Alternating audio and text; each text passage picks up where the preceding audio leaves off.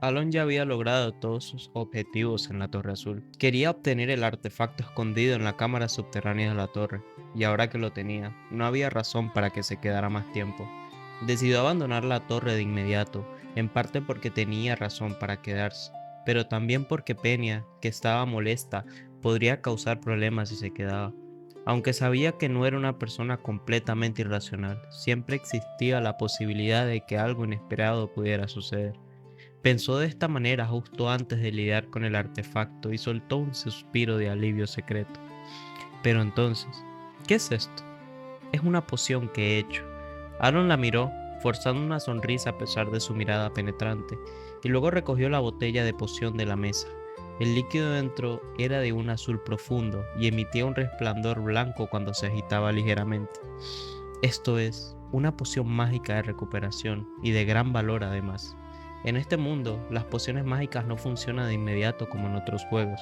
En su lugar, sus efectos aparecen gradualmente.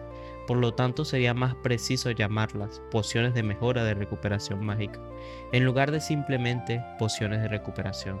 Sin embargo, entre todas las pociones, las 5 botellas que Peña colocó frente a Alon eran las únicas aquí que realmente cumplían con el nombre de poción de recuperación.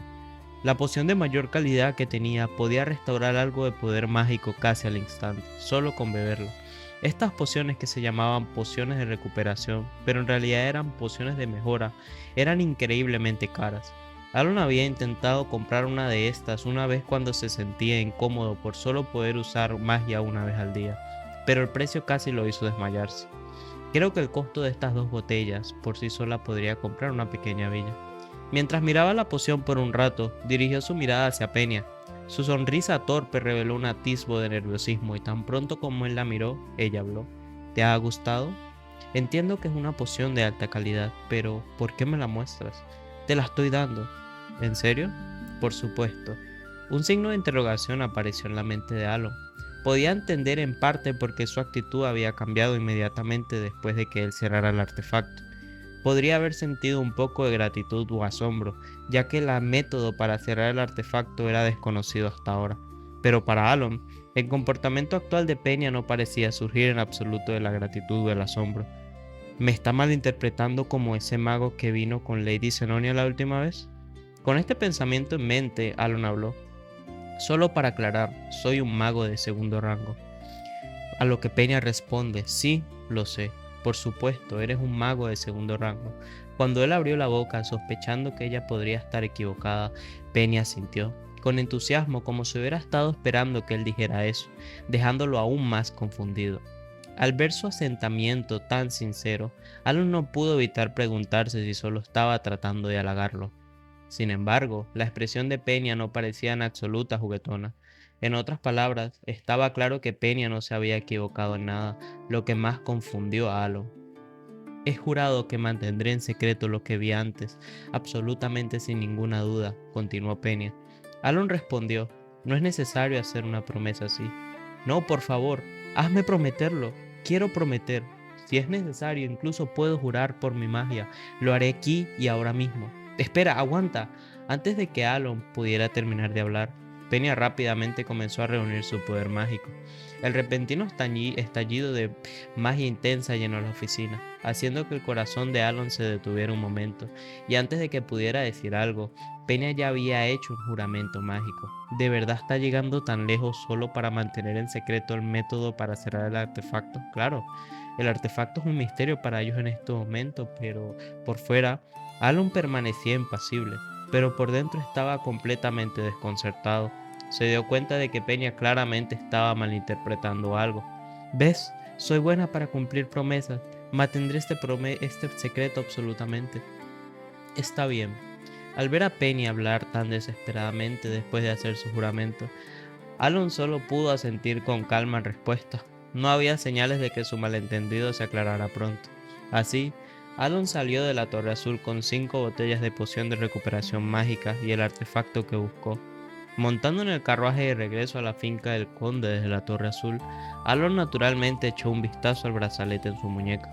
Este brazalete, del cual había recibido permiso de Peña para llevarse después de cerrar el artefacto, era precisamente el objeto que había pretendido adquirir en su viaje a la Torre Azul. el brazalete de lo impuro. El diseño del brazalete no era particularmente refinado. Para comprarlo, parecía un brazalete barato que se podría comprar por menos de 10.000 won en un mercado local. La única característica única eran las piedras preciosas negras incrustadas en él, que parecían absorber toda luz. Aparte de esto, no tenía ninguna apariencia notable. Pero a pesar de su apariencia simple y poco impresionante, el brazalete tenía la capacidad de compensar la pequeña reserva de maná de Alon. Alon giró sutilmente la muñeca para examinar las piedras preciosas negras.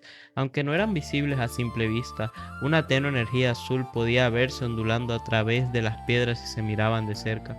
Está funcionando bien. La habilidad del brazalete era absorber y almacenar magia ambiental, permitiendo al usuario utilizarla cuando fuera necesaria. Aunque la cantidad mágica que el brazalete podía almacenar era limitada y no particularmente grande, curiosamente contenía más magia que la reserva de maná de Alon. Por un breve momento, Alon experimentó una extraña sensación de realización al comparar la capacidad de su propio cuerpo para almacenar magia con la de un objeto diseñado meramente para ayudar a los magos, como algo salido de psicodelia, pero este sentimiento pronto pasó. Tomó un breve respiro, calmando sus pensamientos. Esto es suficiente, al fin y al cabo, no entraré en batalla. Después de todo, la razón por la que buscó la insignia de los impuros era para mejorar sus estudios mágicos de manera más eficiente y para protegerse en caso de algo imprevisto. En este sentido, la cantidad de magia proporcionada por la insignia de los impuros era más que suficiente. No era un excedente abrumador, pero tampoco era insuficiente. Por supuesto, para tener siempre más es mejor. Parecía haber una técnica entre los artefactos para regular la fuerza y reducir el consumo de maná de manera forzada, así que debería estudiarla, pensó Alon, mientras aligeraba su ánimo y concluía sus reflexiones. Luego miró por la ventana del carruaje. Mientras miraba hacia afuera, de repente recordó a Peña, quien le había hecho una reverencia respetuosa justo antes de que él subiera al carruaje. ¿Qué demonios está pasando? Pensando en el extraño comportamiento de Peña, comenzó justo después de que cerró el artefacto. Alon se encogió de hombros. Después de todo, no tenía más asuntos con ella.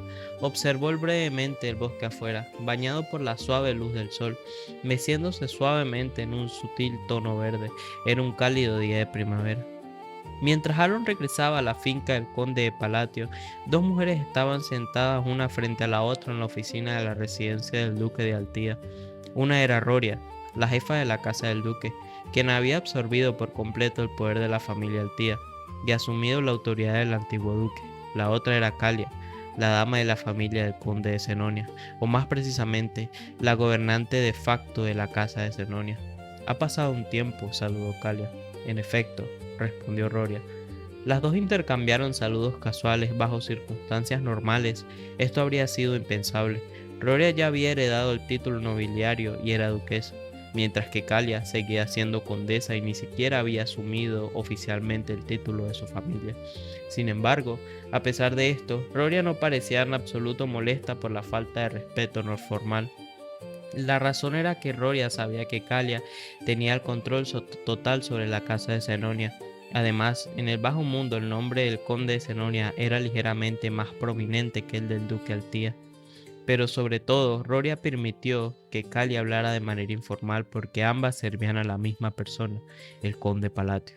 En otras palabras, no tenían necesidad de involucrarse en una lucha de poder. Les gustara o no, ambas estaban obligadas a forjar una alianza bajo las órdenes del conde de Palatio, incluso si no entendían completamente por qué.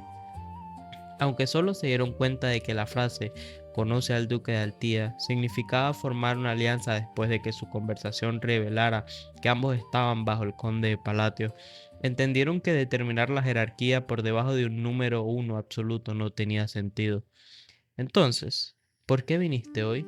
La razón es el próximo mes, ¿verdad? Roria preguntó. Calia sacó con cautela una carta de su bolsillo y la colocó sobre el escritorio. Él envió una carta, así que vine. ¿Esto? Sí, Calia asintió. Roria recogió la carta y comenzó a leer su contenido en silencio. La carta estaba lejos de ser un documento secreto, era una carta extremadamente ordinaria. Contenía un breve saludo, seguido de discusiones sobre familias nobles. Con algunos ejemplos mencionados, terminó con la observación: no hay muchos nobles que se lleven bien conmigo. De hecho, esto era una carta que Alon había enviado hace aproximadamente un mes, llena de explicaciones algo razonables después de sentirse culpable por no tratar a Kalia de manera despectiva. El sentido del mensaje de Alon era: no solo estoy siendo difícil contigo, también soy un poco brusco con otros nobles, no eres la única. Para un noble ordinario que recibió tal trato y luego recibió esta carta, podría haber deducido las verdaderas intenciones de Alon como se pretendía. Sin embargo, Alon había pasado por alto 3 puntos críticos. Primero, las personas que leen estas cartas eran figuras influyentes en el bajo mundo. En segundo lugar, veían al conde Palacio como una fuerza invencible. Y en tercer lugar, debido al segundo punto, naturalmente asumieron que esta carta ordinaria debía contener algún comando oculto. Y fiel a su mente aguda, Kalia comenzó a armar un rompecabezas imposible, como se esperaba de una gran actriz en el bajo mundo. La barón Kenia es parte de la facción aristocrática y el marqués Marantino es una de las figuras claves en la facción realista. La vizcondesa Vilandia está con los realistas y de igual manera el duque Paldion es un miembro destacado de la facción aristócrata. A medida que comenzaron a clasificar las familias nobles con las que Alon había mencionado haber encontrado y hablado en el baile, no pasó mucho tiempo antes de que empezaran a armar el rompecabezas. En resumen, parece que no favorece ni a las acciones aristócratas ni a las realistas. Por un breve momento ambos pensaron en la idea: ¿quiere matarlos a todos? Pero sacudieron la cabeza al unísono, como si hubieran acordado de antemano. Era demasiado irracional. Naturalmente, la alternativa que vino a la mente fue: ¿quiere expulsar a los nobles existentes y crear un nuevo régimen? Después de decir esto, los dos guardaron silencio. Normalmente este sería un escenario imposible. Cambiar un sistema ya establecido no es algo que pueda lograrse solo con un puñado de nobles reuniéndose. Pero para estos dos, que respiraban política como aire y constantemente sopesaban las balanzas del poder, la historia era completamente diferente. Requería valor y varias preparaciones, pero en última instancia, la respuesta a la que llegaron fue: es posible. Ajá. Roria soltó una exclamación baja. Para ser honesta, hasta ahora no había podido adivinar qué pretendía Alon, ni entendía por qué la habían hecho duquesa. Pero si este era realmente su objetivo, entonces todo tenía sentido. Si él realmente estaba planeando lo que ella pensaba, entonces la notoriedad del duque de Altía era absolutamente necesaria. Además, si se aliaba con el conde de Senonia, la fuerte dominante en el oeste, la balanza del éxito sin duda se inclinaría a su favor. Al parecer, ese es el caso, dijo Roria, estremeciéndose al darse cuenta de la verdadera intención detrás de las acciones del conde. Y así, al caer la tarde, cuando el sol se ponía y la penumbra descendía, comenzaron a trazar sus planes en una habitación donde ni siquiera se encendía una lámpara mágica. Un extraño rompecabezas se había ensamblado y ahora comenzaba a moverse por sí mismo. En ese momento, en un bosque donde el atardecer temprano traía una caída en la temperatura, él estaba comiendo una batata. Sabroso.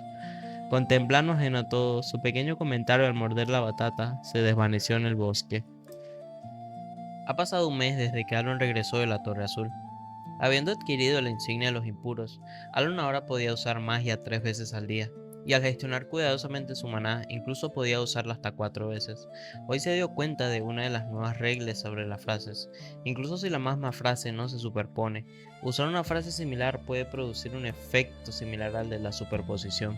Sin embargo, aún no había comprendido completamente que para superponer ciertas frases específicas debía proceder cada hechizo. Parece que tiene que ver algo con la disposición. Alon reflexionó brevemente. Su magia se había vuelto más fuerte cuando la miró. Pero antes de que Alon pudiera abordar completamente sus pensamientos, fue interrumpido por la voz de Evan, sacándolo de su ensueño. Siguiendo las palabras de Evan, Alon dirigió su mirada, y allí, en medio del campo de entrenamiento, había un profundo y amplio agujero en el suelo.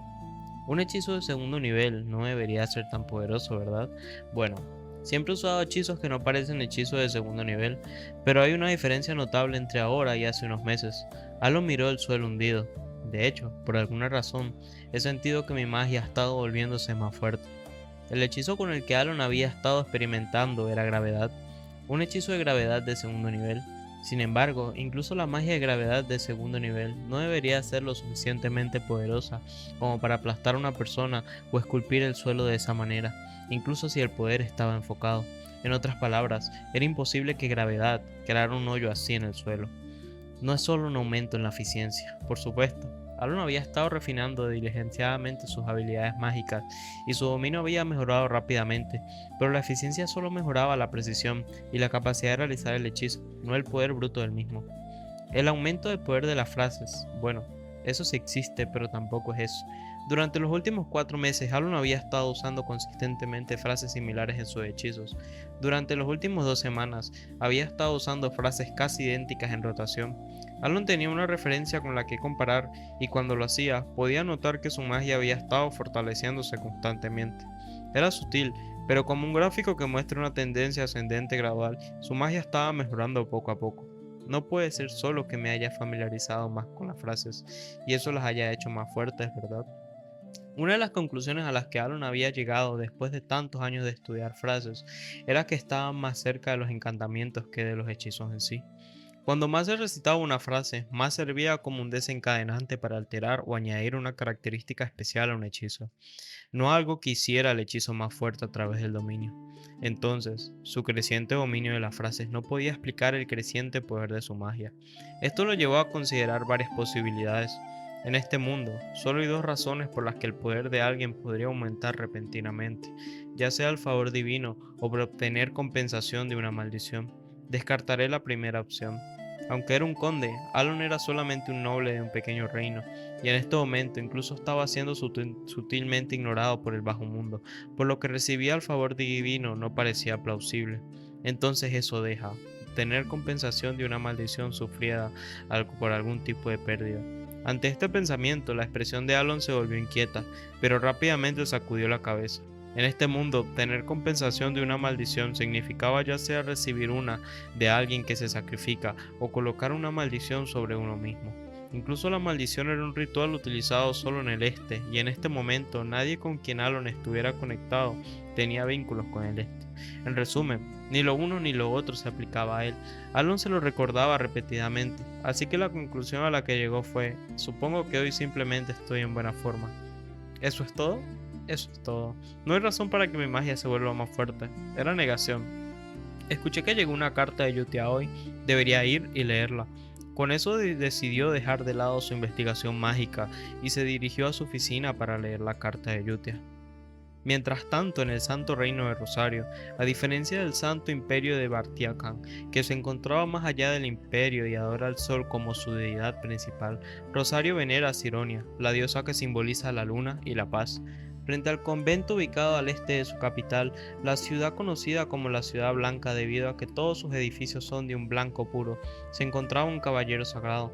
Su nombre era Roque y estaba vestido con una armadura de platino que simbolizaba la pureza, a juego con el nombre de la ciudad. Con cautela, abrió la puerta y entró. No mucho después vio una monja con cabello blanco de pie frente a la estatua de Sironia, fuera del convento. Vestida con un hábito bien arreglado y una sonrisa suave en los labios, no parecía ser de un rango particularmente alto. En Rosario, los de rango más alto siempre llevaban la banda de la gracia divina sobre sus hombros, pero esta monja no. En otras palabras, la monja que estaba enfrente a Roque era claramente de un rango inferior al del caballero sagrado. Saludos, hermana. Sin embargo, al ver a la monja, Roque se inclinó de inmediato y habló.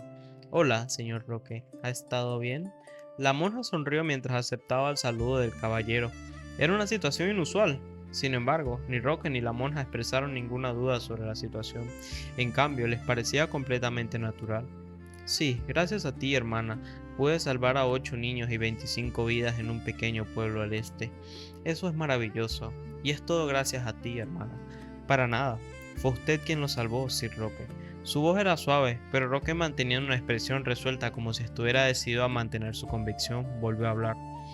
Sí, fui yo quien lo salvó, pero fuiste tú quien me mostró el camino y me dio la fuerza cuando no tenía nada. En verdad, Roque no siempre había sido un caballero sagrado. A pesar de un devoto seguidor de Saronia y aspirar a convertirse en uno, no podía manejar el poder divino que se requería dominar a todos los caballeros sagrados. De hecho, ni siquiera podía percibirlo. Como resultado, mientras todos sus compañeros dominaron el poder divino y se convirtieron en caballeros sagrados, Roque había permanecido como aprendiz durante muchos años. Ese número se extendió más allá de 8, y justo cuando estaba a punto de rendirse en su sueño de convertirse en uno, debido a su incapacidad para dominar el poder divino, la conoció a ella. Ella, que siempre llevaba una sonrisa serena, con ojos que parecían arder con llamas, fue la primera en decirle estas palabras al desesperado Roque: cree en la luna. Al principio, Roque no entendió lo que ella quería decir. No podía ver la diferencia entre creer en Sironia, la diosa de la luna, y simplemente creer en la luna. Pero en ese momento Roque estaba desesperado y se aferró a esas palabras como si se estuviera agarrando un clavo ardiendo. Creía en la luna porque en ese momento estaba más allá de la desesperación. Y después de varios días de oración continua, Roque, quien nunca había podido aprovechar el poder divino en los últimos 20 años, pudo usarlo por primera vez ese día, convirtiéndose finalmente en un caballero sagrado. Aunque Roque estaba encantado de poder ejercer de repente el poder divino que pensaba que nunca podría alcanzar, su alegría fue efímera ya que comenzó a dudar de la monja. Al menos para alguien como Roque, que nació y creció en Rosario y había dedicado su vida a Sironia, adquirir la capacidad de usar el poder divino era realmente algo por lo que estaba feliz. Pero por otro lado, comenzó a preocuparse si se había desviado hacia el camino de la herejía. Después de todo, la razón por la que había ganado poder divino no era porque hubiera adorado a Sironia, sino porque había puesto su fe en la luna. No obstante, de manera divertida, a medida que pasaba el tiempo, las dudas de Roque fueron desvaneciéndose gradualmente. La razón era simple: el poder divino que había obtenido al creer en la luna no era diferente del poder divino que provenía de adorar a Sironia. Todos los poderes otorgados a través de la fe de una deidad funcionaban exactamente igual, sin una sola discrepancia. Las herramientas sagradas permitidas bajo el nombre de la diosa también brillaban intensamente en las manos de Roque, demostrando aún más su poder divino era genuino. Aún así, las dudas persistentes en su corazón continuaron, y eventualmente Roque le preguntó a la monja por qué le había dicho que creyera en la luna. Sin embargo, su respuesta no tenía nada que ver con la herejía, la religión o la teología compleja. La fe proviene de una creencia invisible, pero eso toma demasiado tiempo. Es mucho más fácil para la mayoría de las personas encontrar creencia en algo que pueden ver. Por eso lo sugerí. La diosa en los cielos puede no ser siempre visible, pero la luna siempre está a nuestro lado, y después de todo, la diosa Sironia es la luna. Era simplemente una historia de fe. Era una manera para que las personas que siempre llevaban dudas en sus corazones creyeran más firmemente en lo divino. Con esa respuesta, Roque borró la duda de su corazón y le agradeció a la monja. Sentía sinceramente gratitud hacia ella por ayudar a alguien como él, lleno de dudas, a creer en lo divino. Si deseas expresar tu gratitud, ¿te unirías a nosotros en oración? Ya casi es hora de la sesión de oración y muchos otros ya se han reunido. Con mucho gusto lo haría. Con un asentamiento, Roque, la monja sonrió suavemente y abrió la puerta de la sala de oración. Muchas personas ya estaban sentadas: creyentes, niños, aprendices, peregrinos y caballeros sagrados. Cada uno asumió su propia postura. Algunos se quedaron quietos en su lugar, otros se sentaron en sillas, algunos se arrodillaron en el suelo, mientras que otros simplemente inclinaron la cabeza con las manos entrelazadas con las de los que estaban a su lado. Sin embargo, había una cosa que todos tenían en común. Todos en la sala de oración permanecieron reverentemente quietos, sin hacer ruido, simplemente inclinaron la cabeza y cerraron los ojos en oración. Y mientras la monja avanzaba por los bancos de los fieles, llegando al frente del salón, no. Ahora bien, con una suave sonrisa en su rostro habló: recemos todos juntos. Yutia Bludia, con sus ojos carmesí, brillaron débilmente. Habló mientras se encontraba de espaldas a la luz de la luna, que se filtraba a través de vitral. A la gran luna. Oficialmente, solo hay 5 magos de nivel 8, y uno de ellos es Selim Mikarlo, el maestro de la Torre Azul. Había estado de viaje de negocios en las tierras del norte, hogar de los bárbaros, durante varios meses. A su regreso, inmediatamente sintió que algo no estaba bien en la Torre Azul. La primera razón fue la desaparición de la presencia de Shimon, que siempre había sentido al regresar a la torre. La segunda razón era su discípula, Peña, quien también era una maga de octavo nivel, bendecida con un talento que solo podía describirse como deslumbrantemente dotada. Peña, con su abrumador talento, había desarrollado una habilidad arrogante que había llegado hasta los cielos. Aunque en el pasado había mostrado al menos un respeto mínimo hacia su maestro Selim, se había vuelto cada vez más insolente desde que alcanzó el sexto nivel a una edad temprana y fue nombrada como la maestra adjunta de la torre. Su actitud hacia él se había vuelto más descarada con el tiempo. En verdad, Selim sabía que el comportamiento de Peña no se debía enteramente a la falta de respeto hacia él. Una razón significativa era la abrumadora cantidad de papeleo con la que tenía que lidiar mientras él estaba afuera en sus frecuentes viajes de negocios. No obstante, incluso teniendo eso en cuenta, Peña había logrado demasiado para su edad, y su arrogancia se ha vuelto excesiva. Sin embargo, Selim nunca tuvo la intención de corregir este comportamiento. Aunque la arrogancia es un rasgo del que un mago debe tener cuidado, especialmente en la búsqueda del conocimiento, la arrogancia de Peña no se extendía a su investigación y estudios. Además, Selim creía que una vez más alcanzara el séptimo nivel, su personalidad se corregiría naturalmente hasta cierto punto. No importa cuán talentoso y egocéntrico sea un mago, inevitablemente se volverá humilde al alcanzar el séptimo nivel. A ese nivel, uno comienza a darse cuenta de cuán insignificantes son realmente sus logros pasados, y así, Selim la había dejado en paz hasta ahora. ¿Me estás diciendo que el conde Palatio vino y selló a Shimon? Selim preguntó. Sí, respondió Peña débilmente. Selim miró a su discípulo. Sus ojos fieros habituales, que nunca se ablandaban ni siquiera frente a su maestro, ahora estaban llenos de incertidumbre. Habló con cautela, como si temiera algo, una vista muy inusual. El conde usó el juramento de magia para sellar a Shimon, así que no puedo hablar de cómo se hizo. Así es, Peña murmuró, con el ánimo decaído. Selim, al notar su comportamiento inusual, soltó un suspiro y pensó en el conde Palatio. Desafortunadamente, no había mucha información sobre el conde en su mente. La Torre Azul estaba lejos del reino Asteria, así que lo poco que sabía provenía de rumores de hace unos años. Había oído que el actual conde Palatio había asesinado a todos sus hermanos para reclamar el trono. Eso era todo. Sin embargo, Selim no podía evitar sentirse cada vez más curioso acerca del conde. Sabía que Peña no era de los que fácilmente doblegaban su arrogancia, y su talento solo lo reforzaba. Si alguien lograba humillarla, solo había una posible explicación: magia que incluso Peña no podía comprender completamente, o más bien, un hechizo de nivel de origen. Selim sonrió al llegar a esta conclusión. Por primera vez se sintió intrigado por este conde de un pequeño y oscuro reino. Al día siguiente, Aaron revisó una carta de Yutia que se había convertido en un acontecimiento habitual cada mes o dos. Mientras lo leía pensó, nada especial esta vez. Como de costumbre, la carta de Yutia contenía detalles mundanos de la vida cotidiana. Hablaba de su vida en el monasterio y de las recientes actividades de los 5 pecados capitales. Sin embargo, Aaron prefería estas historias triviales a los incidentes peculiares. El hecho de que no hubiera nada particularmente notable, que los 5 pecados capitales estaban viviendo tan bien, por supuesto, era un poco solitario que ninguno de los demás se molestara en enviar siquiera una sola carta, pero Aaron lo entendía. Probablemente sea porque nunca los he conocido cara a cara. Nunca había visitado el orfanato, así que naturalmente nunca había conocido a los 5 pecados capitales en persona.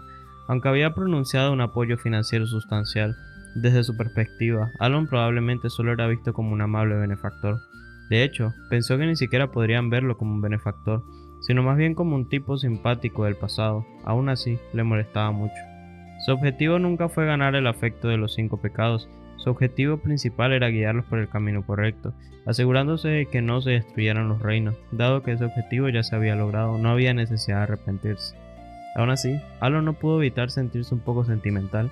A pesar de su exterior indiferente, una leve sonrisa de satisfacción se dibujó en su rostro mientras leía la carta de Yutia.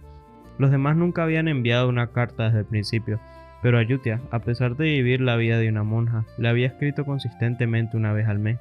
No era mucho, pero la idea de ello calentaba el corazón de Aaron. Se sentía como criar a 5 chicos, solo para que todos olvidaran sus esfuerzos y no cambiaran una sola carta, excepto por la hija mayor, que aún recordaba y apreciaba su arduo trabajo. Yutia es la única que realmente lo entiende, pensó para sí mismo. Mientras Aaron disfrutaba de esta extraña sensación sentimental, casi paternal, hubo un suave golpe en la puerta. Entrando Evan en la habitación. ¿Qué es?, Aaron preguntó. A lo que responde Evan: tenía la intención de decírselo ayer cuando le vi en el campo de entrenamiento, pero se me olvidó. ¿Recuerda cuando me pidió que investigara eso la última vez? Alon dice, sí, lo recuerdo. Cuando dijo Evan, Alon le había pedido anteriormente que verificara con el gremio de inteligencia para ver si los 5 pecados capitales estaban bien, aunque la carta de Yutia solía darle una idea de lo que los demás estaban haciendo. Últimamente sus cartas contenían menos detalles sobre el resto. Entonces, ¿has descubierto algo? Sí, pero no había mucha necesidad de consultar al gremio. Algunos de ellos son bastante infames ahora, especialmente Deus y Selran. Alon le hizo una señal para que continuara, y Evan entró completamente en la habitación, organizando sus pensamientos antes de hablar. Primero, sobre Selram. He oído rumores de que ya se ha convertido en una guerrera cercana al rango de Baba Yaga. Ha ganado 32 batallas consecutivas. ¿32 batallas consecutivas? Eso no suena posible. Honestamente, al principio tampoco lo creía, pero los rumores parecen ser ciertos. Entre esas 32 victorias, solo una pelea pasó de 10 intercambios. Los otros Baba Yagas están bastante nerviosos. Eso tiene sentido, Alon asintió en señal de acuerdo, aún aturdido por lo que estaba escuchando. El título Baba Yaga era un rango honorable en la colonia, y solo había 4 individuos que ostentaban ese título en cualquier momento dado. El título nunca aumentaba en número, por lo tanto, si Seolran lograra alcanzar el récord de 100 victorias necesario para desafiar el título, uno de los 4 actuales tendría que enfrentarse a ella. Si no recuerdo mal, ¿no era el Rey León el luchador con más victorias consecutivas en Colonia hasta ahora? Así es, tenía 41 victorias si no mal recuerdo, confirmó Evan. Solo le faltan 9 victorias para superar al Rey León. Exactamente. Evan asintió mientras Alon reflexionaba imaginando momentáneamente al Rey León, quien se unió como compañero en uno de los juegos. Fue entonces cuando Alon se dio cuenta de lo absurdamente talentoso que eran los 5 pecados. La colonia era hogar no solo de guerreros comunes, también era el hogar de guerreros formidables. A pesar de una potencia militar que dependía en gran medida de sus guerreros, incluso los reinos circundantes dudaban en enfrentarse a ellos. Mantener una racha ganadora en un lugar como ese era prueba de su talento. Y mientras Aaron reflexionaba sobre esto con una expresión de sorpresa, Evan continuó hablando. Y también hay un rumor sobre Deus. ¿Cuál es ese dicho rumor? Dicen que Deus y su orden, el Eclipse, recientemente derrotaron a Kurga de las llanuras de nieve, uno de los 8 jefes bárbaros. ¿Uno de los 8? Sí, uno de ellos. ¿Sabes quiénes son, verdad? Los seres monstruosos que han trascendido a superhumanos a través de sus rituales, a pesar de ser meros bárbaros. Incluso sin la explicación de Evan, Alon ya estaba familiarizado con los 8 jefes. Más precisamente, sabía lo absurdamente poderosos que eran en el juego. Para adquirir el equipo mágico especial necesario para convertirse en un cañón de cristal en psicodelia, tenías que luchar contra los bárbaros y derrotar al dios que adoraban. Solo pensarlo me da mareos. Por un momento, Alon se sintió mareado recordando cómo habían pasado más de 5 años desde que se encontró con Ultutus en el juego. Incluso ahora, solo pensar en Ultutus le revolvía el estómago debido a lo poderoso que era. Según la leyenda, si Ultutus despertara y ascendiera a un verdadero dios, ganaría un poder comparable al de los 5 pecados. En otras palabras, si Ultutus despertara en el norte, los reinos estarían completamente abrumados. Incluso sin la participación de los 5, Alon no estaba demasiado preocupado. Afortunadamente, no hay ninguna posibilidad de encontrarlo. Hasta donde sabía Alon, Ultutus no aparecía a menos que los 5 pecados descendieran. En la leyenda, él solo aparecía cuando los dioses descendían y rompían las leyes del mundo, fusionándose con los 5 pecados capitales. A menos que un dios descienda y rompiera las leyes del mundo de una manera que ni siquiera Alon pudiera prever, no había razón para que Ultutus apareciera. Entonces, Deus está haciendo bastante bien por sí mismo. No es solo eso. Derrotar con éxito a un jefe con el que incluso un caballero maestro tendrías dificultades lo ha puesto al nivel de personajes como Reinhardt, el maestro de la espada. Al escuchar esto, Alon sintió una ligera punzada de arrepentimiento. Tal vez debería haberlo visitado al menos 3 veces al año, pensando en algo dulce que podría haber sido beneficiarse de las conexiones con un caballero maestro. Alon apartó sus pensamientos agridulces y escuchó mientras Evan le ponía al tanto sobre Rine, quien ahora trabajaba como tasadora en la ciudad laberinto. ¿La huella negra? Sí, la tienda de Rine se especializa en imprimir marcas negras que mejoran las habilidades de reliquias. Eso es interesante. Intrigado por esta habilidad que no había encontrado en el juego, Alon se maravilló por un momento antes de preguntar sobre el último miembro restante. ¿Y qué ha pasado con Radam? En verdad, Alon le había pedido a Evan que investigara los 5 pecados, principalmente por su curiosidad sobre Radam. Aunque Radam se había quedado atrás de Seolram, Alon había pedido el rastro de él hace aproximadamente medio año, cuando las cartas de Yutia dejaron de mencionarlo. Por supuesto, no estaba demasiado preocupado ya que sabía que Radan había llegado a salvo a Raxas y estaba aprendiendo lo básico, pero el hecho de que no hubiera habido actualizaciones desde entonces lo hizo sentir curioso. Sin embargo, no he encontrado ninguna información concreta sobre él todavía. El gremio de inteligencia tiene algunas pistas, pero pidieron un poco más de tiempo, aproximadamente una semana, para verificar si la información es confiable. Ya veo, Alon asintió, sintiendo una ligera curiosidad, pero aceptó la explicación de Evan. Han pasado 2 semanas. Mientras Alon estaba, como de costumbre, investigando reliquias en su oficina, se encontró debatiendo si asistir o no a la reunión social de Asteria, que se celebra cada 3 años y a la que asisten todos los nombres. Estaba completamente esto mientras miraba la investigación cuando un llamado de la nada apareció. ¡Conde! La puerta se abrió de golpe sin ni siquiera llamar y Evan entró de un salto. Alon estaba a punto de decir algo cuando Radan, parece que se ha convertido en un pirata. ¿Qué? El rostro de Alon se congeló ante las siguientes palabras de Evan. ¿Ha oído hablar de las 7 islas? ¿Estás hablando del lugar donde los 7 grandes piratas habitan cerca de Raxas? Sí. Aparentemente Radan se ha convertido en el capitán de la más grande de esas islas, gobernándola por completo. ¿En serio?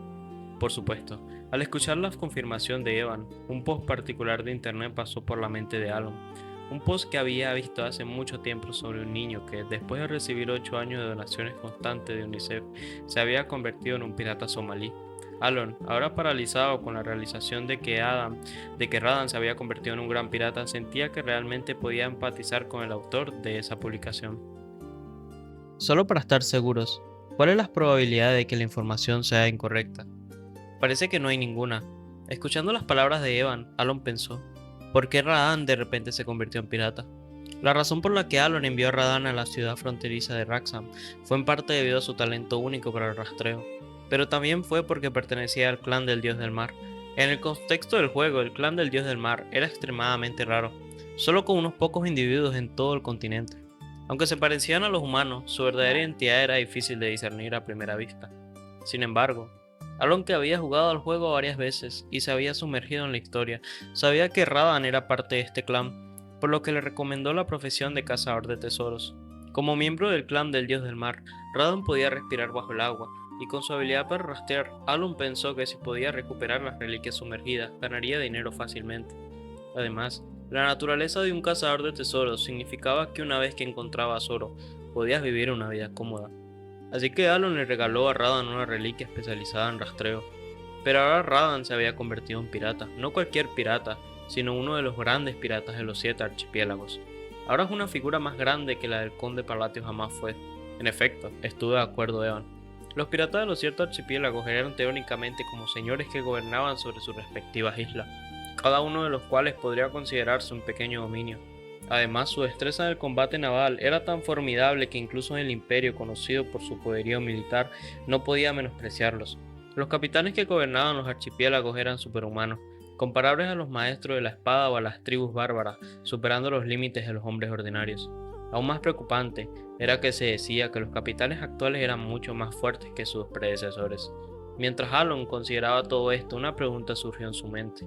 ¿Cómo demonios logró Radan matar a uno de estos superhumanos? Los talentos de Radan no estaban en el combate, así que este misterio lo desconcertaba. Sin embargo, Alon pronto llegó a una posible conclusión. Si Radan hubiera recuperado alguna de las reliquias principales de la era antigua, podría tener sentido. Había muchas reliquias antiguas escondidas bajo las aguas cerca de Raxas, y algunas de ellas eran extremadamente poderosas. El propio Alon había pasado 3 días jugando al minijuego de cazadores de tesoros solo para recuperar una de estas mismas reliquias.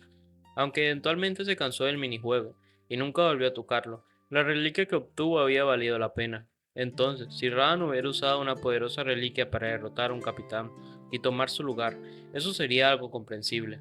Alon presionó su mano izquierda contra sus ojos por un momento, pero pronto recuperó la compostura. De verdad había anticipado la posibilidad de que algo así sucediera cuando desató otros pecados en el mundo. Sabía que en el mundo no era lo suficientemente fácil como para que todo saliera exactamente como estaba planeado. Aún así, le dejó un sabor amargo en la boca y soltó un suspiro suave. Algún tiempo después, era verano. Más allá del mar de Raxas, una vasta ciudad marítima y el corazón de facto del ducado de Corkia, se encuentran 7 archipiélagos. Estas 7 islas, conocidas como los 7 archipiélagos por la gente, fueron originalmente gobernadas por el primer pirata. ahora recordado como el rey del pirata, Caldean the Braven. Sin embargo, tras la prematura muerte de Caldean, debido a una enfermedad cardíaca, los 7 archipiélagos fueron divididos entre 7 gobernantes, cada uno gobernando su propia isla, transmitiendo su reinado a través de las generaciones. Esta región ha pasado a conocerse como el refugio de piratas de los 7 archipiélagos. Radam, quien mató al pirata Alcraig Martin, el ex capitán de la isla más grande, poseedor del título de El Asesino, otorgado por la bendición del emperador a través del sacrificio, se convirtió en el capitán de la primera isla. Con un suspiro bajo, Radam miró hacia la isla. A pesar de ser llamada una ciudad pirata, la primera isla estaba bastante bien estructurada. Numerosas casas estaban esparcidas por el suelo, rodeadas de acantilados que circundaban la enorme isla, y las viviendas construidas sobre estos mismos hacían que la isla pareciera una gigantesca fortaleza. Sin embargo, lo que llenaba la mente de Rada no era el paisaje de la isla, sino pensamientos sobre la Gran Luna. ¿Qué es exactamente la Gran Luna?, se preguntó. Rada nunca había pensado profundamente en la Gran Luna antes, no porque no tuviera una lealtad profunda hacia ello, sino porque simplemente no tenía un interés en particular. Pero aún así, eso no significaba que no estuviera agradecido. Era plenamente consciente de sus circunstancias. Si no fuera por la Gran Luna, habría sido capturado por los tratantes de esclavos y sometido a experimentos biológicos, lo que lo habría llevado a su inevitable muerte. Además, si la Gran Luna, no habría conocido a Yutia, quien le ayudó a desbloquear sus habilidades y convertirse en lo que es hoy. Aún así, a pesar de todo esto, Radan sentía solo gratitud hacia la Gran Luna y obedecía sus órdenes no por lealtad, sino más bien por Yutia. Para él, la frase "todo es por la Gran Luna" era simplemente seguir las órdenes de Yutia. Por eso, cuando la Gran Luna emitió un mandato directo por primera vez, Radan se sintió reacio. Cuando la antigua Seolran, él también pensaba que ir a Raxas no tenía ningún significado real. Radan tenía demasiados objetivos para vengarse. Necesitaba vengarse contra los negros, que masacraron a todo su clan en una isla desconocida y sin nombre donde habían vivido en paz. También necesitaba venganza contra el maldito cazador que, después de que apenas escapara de los negros y llegara al continente, aprovechó su estado debilitado, mató a sus padres y lo vendió como esclavo. Para Radan, convertirse en cazador de tesoros no tenía ningún sentido, y los regalos de la Gran Luna no parecían alinearse con la venganza de que había jurado llevar a cabo. Al menos, hasta que se enteró de que los capitanes de los 7 archipiélagos fueron los que mataron a sus padres. La razón por la que Radan se dio cuenta de esta verdad era simple. Todos los capitanes actuales de los 7 archipiélagos empuñaban el poder del clan del dios del mar, aunque era de conocimiento público que recibían la bendición del emperador a través del sacrificio. La verdad era que ofrecían partes de sus propios cuerpos en un ritual sagrado para recibir poder del dios del mar, Clay, a quien adoraban. Tan pronto como Radam se dio cuenta de esto, corrió frenéticamente hacia el centro de la plaza de Raxos. Allí encontró los viejos, rasgados y ahora completamente irrelevantes carteles de búsqueda de los piratas de los 7 archipiélagos. En ese momento, Radan estaba absolutamente seguro. Los actuales capitanes de los 7 archipiélagos eran las mismas personas que habían matado a sus padres cuando él era tan solo un niño. Habían obtenido su poder utilizando los cuerpos de sus padres. En el momento en que se dio cuenta de esto, sintió una oleada abrumadora de ira, alegría y confusión a la vez. Aunque Radan nunca había compartido su historia después de ser rescatado por la Gran Luna, parecía como si ella hubiera orquestado todo desde el principio, como si estuviera cumpliendo una promesa, le había dado la oportunidad de vengarse. Sin embargo, solo porque la oportunidad de venganza había llegado, no significaba que pudiera ejecutarse de inmediato. Objetivamente hablando, Radan actualmente era una rival para los capitanes que empuñaban el poder de Clive. Aunque era fuerte, su fuerza no era suficiente para derrotar a aquellos que alcanzaban el reino de los superhumanos. Mientras comenzaba a contemplar, no pasó mucho tiempo antes de que Radan se diera cuenta de que la respuesta estaba en el regalo otorgado a él por la Gran Luna. El regalo, conocido como las gafas de Amrita, tenía la capacidad de iluminar innumerables reliquias enterradas bajo el mar, haciéndolas más fáciles de encontrar. Después de descubrir que algunas de estas reliquias podían compensar su falta de poder en comparación con los capitanes de los 7 archipiélagos, Radan se dio cuenta de que todo había sido planeado desde el principio. Al mismo tiempo, comprendió la verdadera intención de la Gran Luna: venganza y dominación sobre los 7 archipiélagos. El momento en que entendió esto, la Gran Luna se convirtió en algo más que una pequeña entidad a la que estaba agradecido. No solo le había mostrado todo a Radan, sino que también le había dado la fuerza para buscar venganza. De principio a fin, todo había sido planeado por la Gran Luna, murmuró Ladan inconscientemente. Estas palabras no significaban nada para él. Solo una frase simple sin ningún significado real. Pero ahora, por la gran luna, ya no se sentía vacío. Ahora, cuando esas palabras salieron de su boca, llevaban un verdadero significado. Por la gran luna. Solo entonces comprendió el verdadero significado de la lealtad. Habían pasado unos 3 meses desde que la gran noticia de que el quinto hijo se había convertido en un pirata somalí le había llegado. A medida que el insoportable calor del verano comenzaba a desvanecerse y las hojas del bosque empezaban a tornarse rojas, Alon subió a una carreta. Iba camino a la gran misa que se celebra cada 2 años en la finca del duque Robert. Retiradamente, saltarme esto si pudiera. Mientras su cuerpo se movía en el carruaje, la mente de Alon estaba intentando y llena de reticencias. La reputación sombría de la familia del conde Palacio había desaparecido hace mucho tiempo debido a años de inactividad, pero lo que la reemplazó fue la burla, lo cual le molestaba. No obstante, la razón por la que lo llevó a cabo fue porque todos los nobles de Asteria estaban obligados por la regla a asistir a la gran iglesia cada 2 años. Había una regla extraña que requería asistencia una vez cada 2 ciclos, a menos que hubiera una razón excepcional para no hacerlo. Así, Alon se encontró en el carruaje camino a la gran iglesia, pronto acompañado por otros 2 nobles. Esto era un arreglo planificado, ya que los mercenarios o bandidos a menudo atacaban a los nobles durante la gran temporada de la iglesia, por lo que viajar en grupos más grandes era más seguro. Como nobles, tenían suficientes guardias para evitar problemas, pero incluso meterse en una pelea podría costar mano de obra valiosa. Así que aumentaron sus números desde el principio para evitar cualquier incidente. A través de este entendimiento, Alon viajó naturalmente con 2 familias del este y el día pasó sin problemas. El problema, sin embargo, llegó esa noche. Conde Palacio, ¿no es un poco excesivo tener un solo guardia? ¿Es un problema financiero? Si te faltan fondos, podría ofrecerte algo de ayuda. Parece que heredaste tu título apresuradamente y ahora tus finanzas están en problemas. Alon miró con incredulidad a los 2 nobles que estaban al lado de él. Y con esto, damos por concluida la narración de hoy. Gracias por acompañarme en Crónicas del Gremio. Si quieren más historias como esta, suscríbanse y nos vemos muy pronto con una nueva aventura.